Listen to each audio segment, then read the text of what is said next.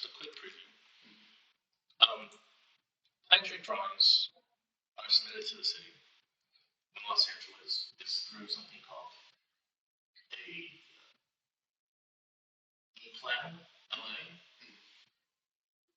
In other places like county, they have their own portals and business and all that stuff. And as part of the process, they take it, they say, okay, you have everything, here's your money, here's the invoice, please pay. Once you pay, you give it to a plan check. In this case, I should call Anonymous. And what she does is she goes through the plans. She checks it through her guidelines and lists. And then she gives you a set of corrections. And this you can actually pre-download in advance. And then these are the corrections. And then she circles what she really cares about. And then the goal is for you to make sure that whatever she cares about is being addressed. So this is frozen. It's not doing too well.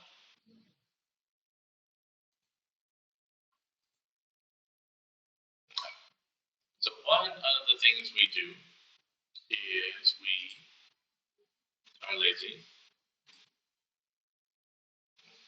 Not lazy enough, it seems. We're lazy, and we can literally just put these sheets as notes onto the plans, which is probably the best way. And then this is the next step, is the general notes. These are notes that, in a way, we've collected from PlanCheck that we put in. And then on top of that, there's general construction notes. There are notes specific to the architect communicating to the owner or the GC certain deliverables. To be honest, I am from the mindset that no one reads notes. And so, yeah, I mean, like, what are the chances someone reading these notes? A thorough person will read the notes, but ideally, you want the notes to be visually seen, shown on the drawing. So let's say if this is a note that says an automatic sprinkler shall be provided, then on the drawings, there should be, in the floor plan, a sprinkler, right? So for this one particularly, this is like here's a fire standpipe. And so like, and then there's a note here that if we do have sprinklers, it's this. So instead of relying on the notes as an architect, our job is to translate it and make sure it's shown in the translate form, because you should be prepared that people don't read it. But PlanCheck perspective, they want your notes in here. So what we do is, where they say add these notes on plans, very specific. We literally say, okay, these are already on plans, these are the locations. And if we want to push back and say unit skylights must be blah blah blah, we'll say there's no unit skylights. So we push back, right? We be strategic about what we do. There are all these notes that they usually want us to add. Thank goodness this person is not asking me to add a ton of notes. But that is the process that what we need to do to make sure that we are addressing their PlanChecks.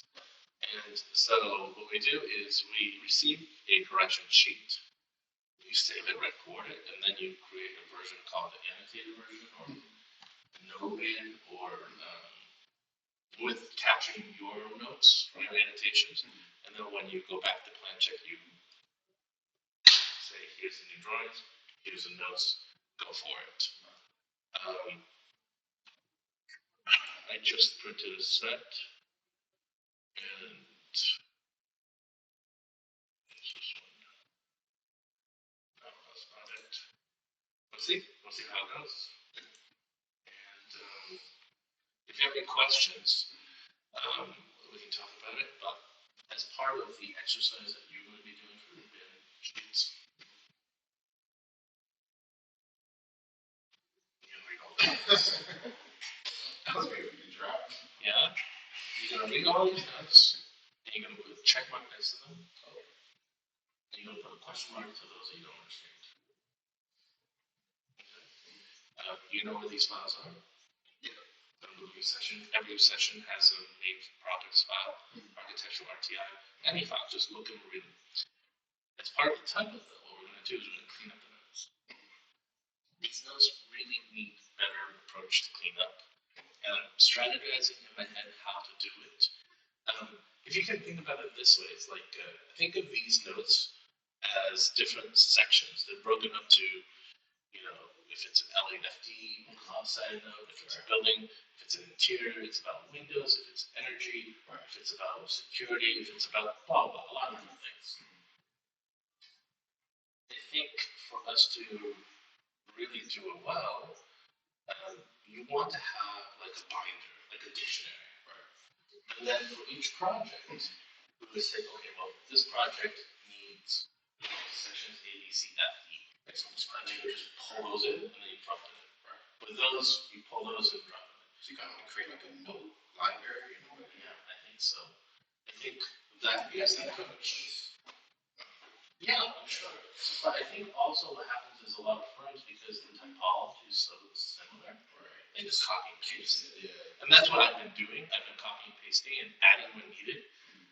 But what's annoying is that it's just, I'm adding things to the end. Right. I'm not trying to squeeze things in the middle. And what's also, as you can imagine, annoying is that when the city changes and they're saying, hey, add this note here, now I have to really adjust, right? So it's something that we always have to update. So this is note 18. Let me see if this was already in here. No, see, this is already a different note 18, even though it's copied from an earlier version of something, right? So it's just like, yeah, we need to clean up from time to time. And we also can look at their notes. We can literally copy this and make it this part of the library.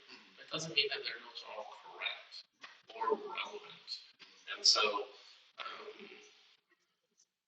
you know what specifications are? To a degree. Yeah. Very broad, different specifications. Yeah, so have you seen spec writing as a concept? I believe I've run across it. I haven't Structural. Let me see if I can find like just a big general thing here. So like, okay. This is a good example of spec writing. So it gets crazy. Okay, so this is a software for spec writing. So basically, they have a template. It's a template, really. Anything that is you got to look at and think about, they'll highlight, and then you type it in. Oh, that's So what we should really have is a specification format to say, okay, this is this typology. That's the note sheet. And if it's using a different typology, you should cross out the section or keep the section or something like that. This is a wish to have. Like, it's a nice thing, but it's not necessarily super critical. And as you can imagine, no one reads these, right? You put a book together. You literally put a book together. No one reads them, right? This note is on interior cabinets, so it can show you what like this. And that's what general notes are in a way. They're going to cross into specifications. But specification is material specific, and whereas general notes are going to be franchise specific. This here is just on Millrec, right? And there's like these many pages on the different types of materials you can use, different types of processes, and establishing that. And whereas here, it's like, it means ingress. This is a code section. They just want to make sure that you are protecting the city to say, hey, look, because the city's checking for this code section, and I have this code section on the drawing, therefore the GC, whatever you build, or architect, whatever you design, or owner, whatever you direct, you are going to contradict your own drawings. At least the city has this code here. So the city's absolved of responsibility. Does it mean that your drawings are better? Does it mean that the design is better? No. This is only to help the city out. And obviously, it is also to help you as a designer understand your constraints. Like if you think about, here's your canvas, you can draw whatever shape you want, but then these are, guidelines or areas that you can't touch because of the way all of these code sections, right? Then it helps you define what you can do. But if you take this to the extreme, like they have here, with 10 pages of notes, at a certain point you ask yourself, why don't I just put the whole code section in, right? Or why are we doing this when we are already referencing the applicable codes? Like, that's gotta be extreme. And so with LA, with it being I forgot the phrase, but basically, LA Plan Check is controlled by a couple of things. They're controlled by the model code that they then overlay the California code, and then they overlay the LA code. The California code being overseen by the Division of State Architects. The LA code is overseen by the building department.